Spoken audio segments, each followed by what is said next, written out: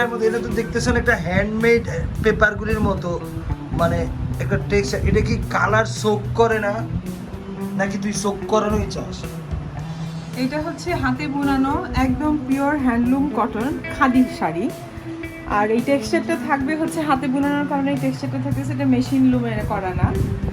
আর একটু ডিফারেন্ট টাইপের ডিজাইন করতে চাইছে এটার মধ্যে। রেগুলার যে ডিজাইনগুলো করি রেগুলার সেরকম করব না, একটা প্ল্যান আছে। হ্যান্ডমেড পেপারের মতনই কাজ করা যায়।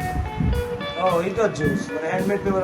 ইচ্ছা করলে অনেক বেশি ওয়াশি, এই যে এইসব জায়গাগুলোর মধ্যে বেশ একটা ওয়াশের ব্যাপার আছে, একটা গ্রাজুয়ালি রংটা যে ছড়াচ্ছে ওই ফিলিংসটা আছে। আউটলাইনগুলি তুই কি এরপরে আউটলাইন দিবি?